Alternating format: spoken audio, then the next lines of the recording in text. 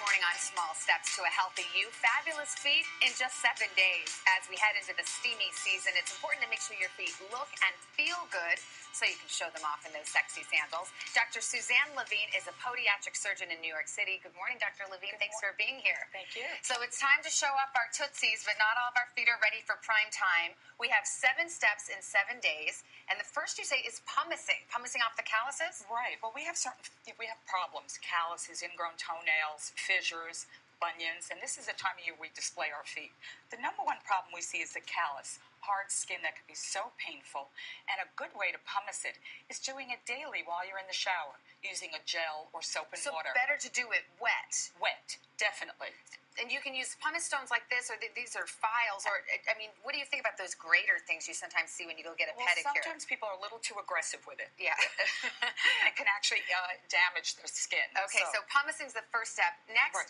Moisturize. You have a really good tip for very dry feet, which can be painful. Yes, dry feet are very common. Our feet are exposed to the sun. You can use your moisturizing agent and make sure when you apply it, do it generously all around the foot, especially the heels, the fissures. And then put your foot in a plastic bag. Wrap it around with a towel and keep it there for 15 minutes. So you actually stick your foot in the bag? In the bag. Does the towel need to be warm or anything? No. You can just wrap it around in a towel and leave it there for 15 minutes. That's a great way to moisturize. And at that point, I suppose it should all be absorbed, right? Yes, greater absorption. Moving on, swollen feet. A big problem for the summer. What do you recommend? Well, as the temperature goes up, our feet tend to swell. Indeed. And you know how difficult it is to get back into your sandals and shoes. So this is really a key way to keep the swelling down. You can use frozen peas on the ankle, or you can soak in lukewarm water and Epsom salt. And if you have a lot of swelling, you can even make a paste with mineral oil, kosher salt, and Epsom salts. Massage it on, leave it on, and then wash it off with cool water. Okay, next, moisturize those nails. This is an interesting idea. You actually recommend olive oil, from your kitchen. Right. You can go to your kitchen cupboards and use olive oil and almond oil.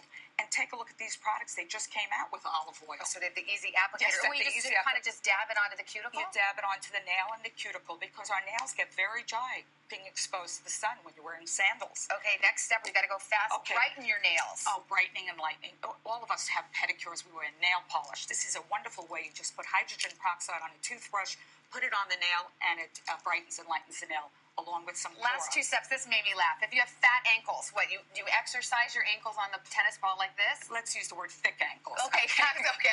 That makes me feel better. Are thick, okay. It's usually due to poor diet, weight gain, and a quick exercise is you can roll your foot back and forth on a tennis ball or underneath your desk. You can actually roll a can of soda. Okay, and last bit, sunscreen, which people forget, and the tops of the feet really get the sun. So what do you recommend? Sunblock.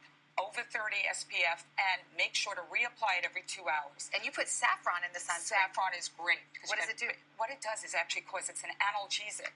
And so at the same time, if you have burning feet, which we get in the summertime, it makes it feel great. All right. Dr. Suzanne Levine with some great tips. Thank you.